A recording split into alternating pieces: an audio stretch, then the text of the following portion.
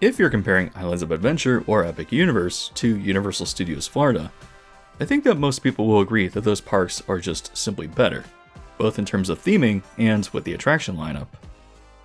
However, I often see people designating the Studio Park as the worst theme park in Orlando, at least if you exclude SeaWorld, but that's not really true. It definitely has its highlights that everyone agrees are great, like Revenge of the Mummy and Diagon Alley, but its fantastic shows often go overlooked, and I'm always a fan of elaborate dark rides like Men in Black and the E.T. Adventure, which, while they may be older, are still incredibly well designed. Even without seasonal events, which really help boost this park in my eyes, I still think that it's stronger than Hollywood Studios, which has a total of 3 things that I'm even interested in doing. So why does Universal Studios Florida have such a poor reputation? Well, if you're like me and remember its original era, which was defined by exciting and thrilling dark rides like Confrontation, Earthquake, and Jaws, then you'll probably find the current park to be a bit disappointing, as it's completely oversaturated with screen-based attractions. Escape from Gringotts is an e-ticket, no doubt, but it's joined by other simulator-esque rides like Transformers, Despicable Me, The Simpsons Ride, and VillainCon. I don't think that screen-based rides are inherently bad, especially Transformers, which is often perceived negatively, even though I think it's actually pretty good. But if you compare the park lineup to what came before, which were true dark rides with physical sets and moving mechanical figures, it's easy to see how the direction that the park took is pretty lackluster in comparison. If you combine this with Skull Island Reign of Kong at Islands of Adventure, which already had 2 screen-heavy experiences with Spider-Man and Forbidden Journey, it's clear that while these attractions can be good and even great in a bubble, having too many of them across both parks is just too much, leading to an oversaturation of what feels like variations of the same experience. Of the actual screen-based dark rides at the studios, I only think that VillainCon and Fast and Furious Supercharged are the only actual outright bad attractions, and that their experiences are just poorly executed. However, I want to come to the defense of another screen-based simulator, Race Through New York with Jimmy Fallon, which I honestly think is designed really well. I know that it gets a lot of hate because people just really don't like Jimmy Fallon, along with the ride having replaced Twister, and it coming at the end of Universal Screen era where people were getting really fed up with these new rides. But again, in a bubble outside of the context of this park, the quality here is much higher than most people seem to recognize. I've made the comment here and there throughout other videos that I do actually think that this is a solid and well-realized attraction. So today, I was hoping to change your mind by breaking down what this experience involves, and dispelling the negative reputation that I think it really does not deserve to have.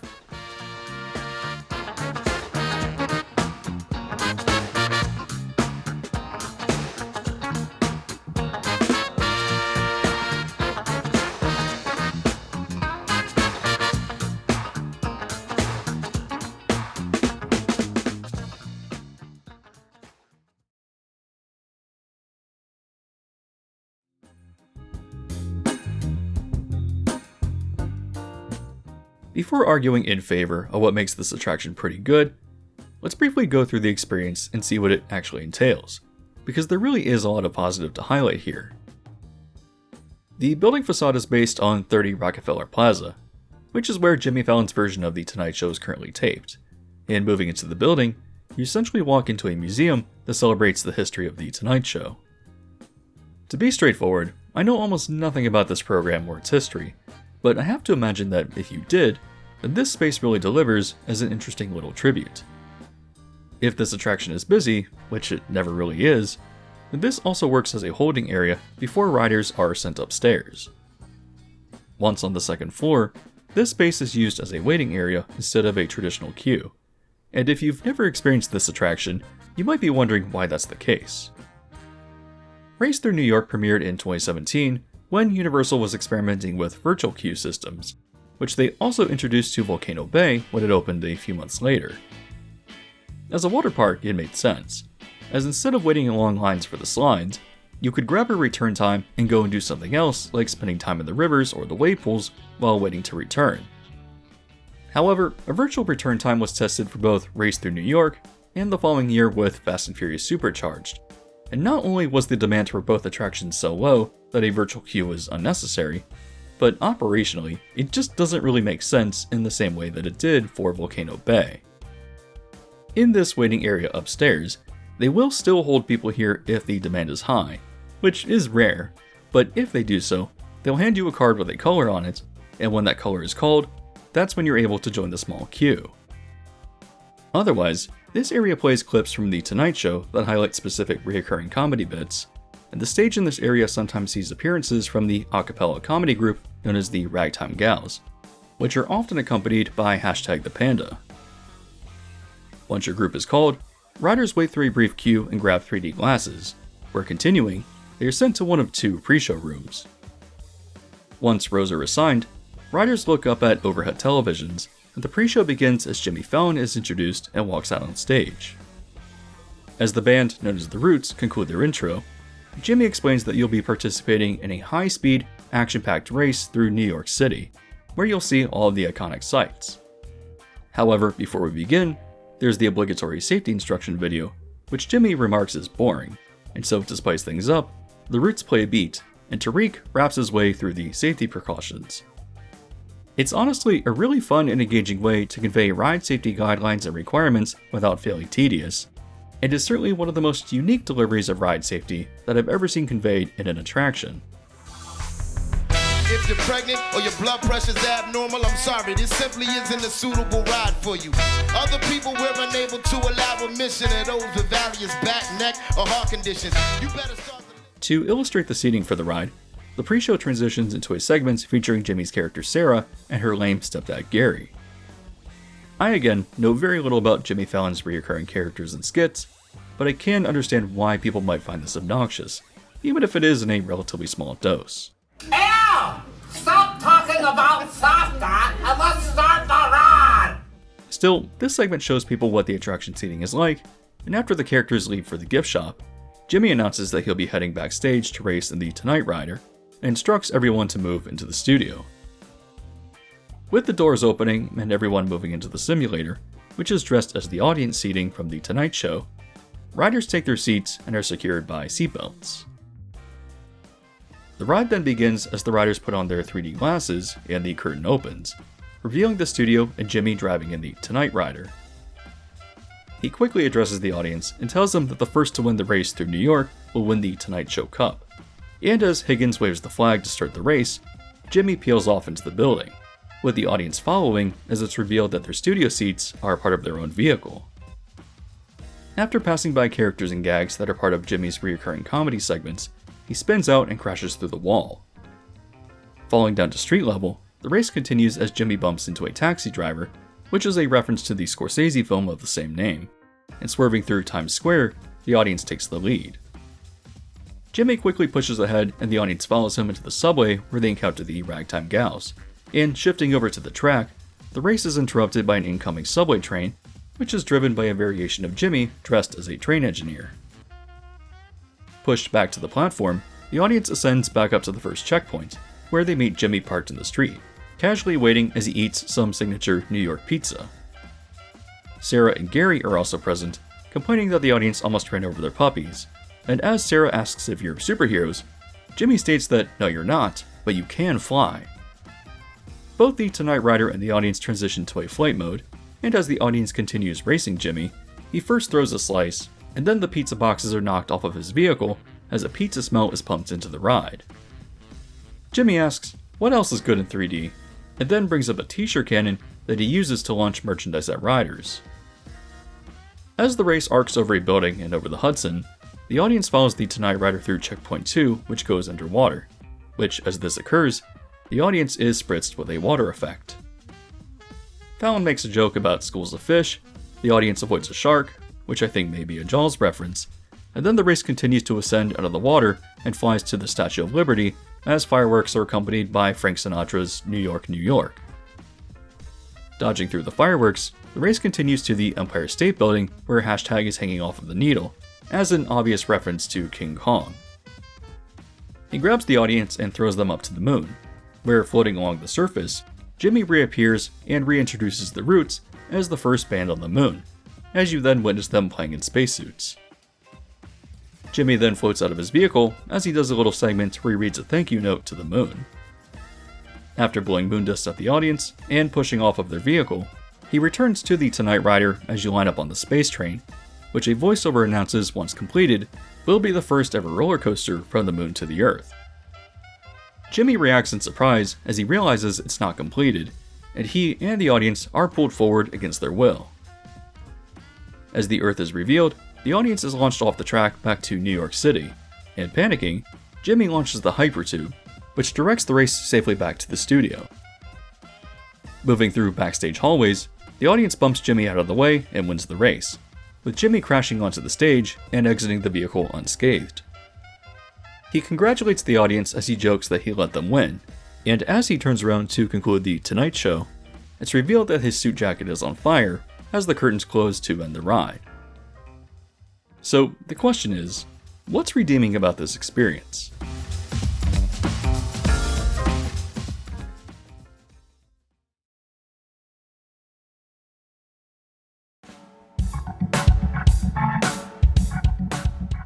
Admittedly, while describing the content of the ride, it all does seem rather random, simply sewing together Jimmy Fallon's comedy bits and pop culture references to New York City into a nonsensical race.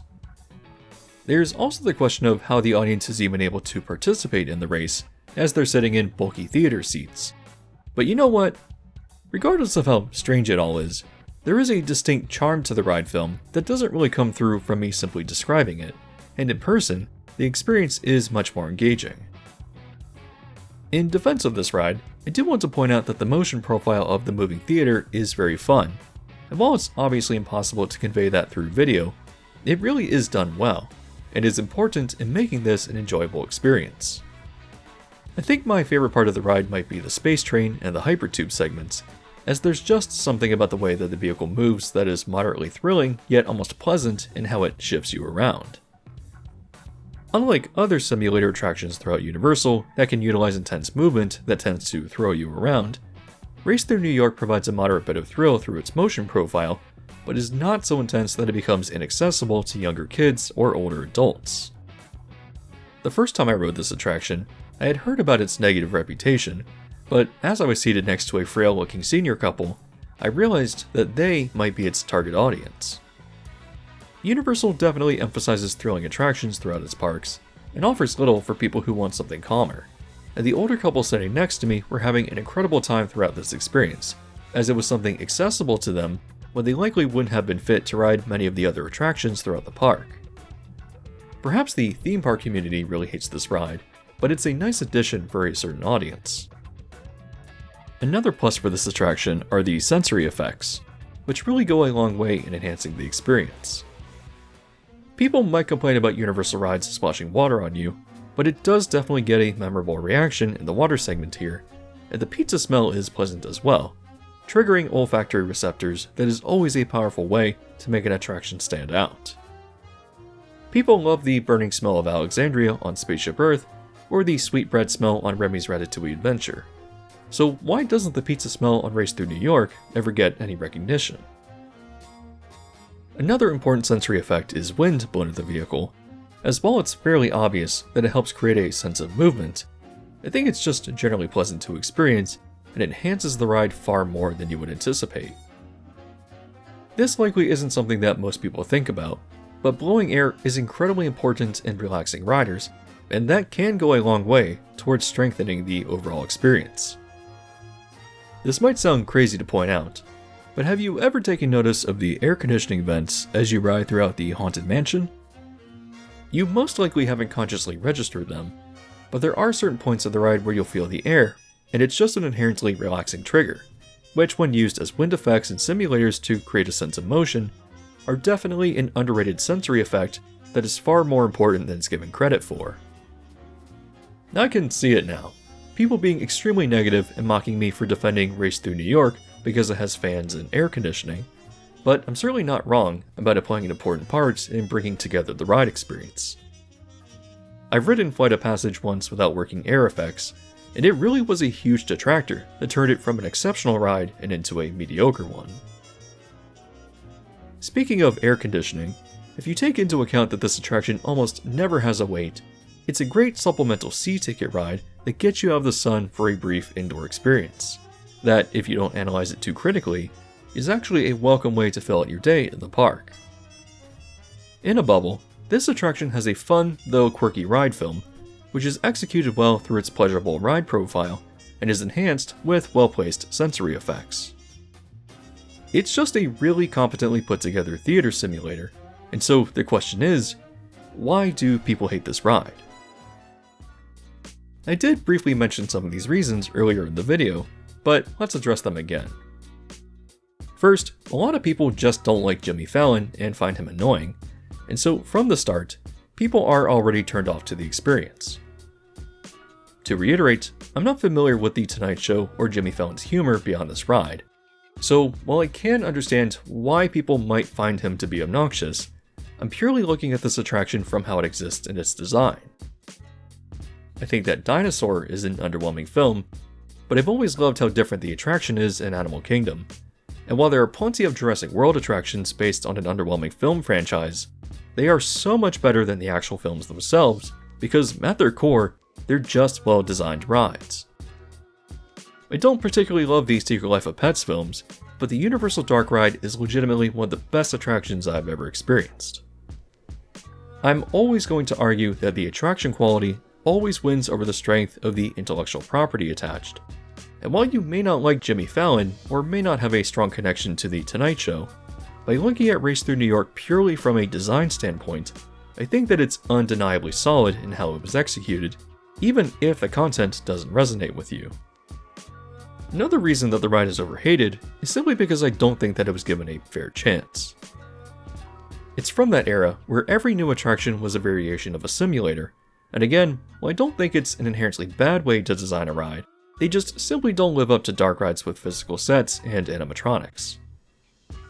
By the time it premiered in 2017, a lot of classic Universal attractions had been removed from the park to the bitterness of Universal fans, and while it wasn't very popular in the end, people really did remember Twister quite fondly.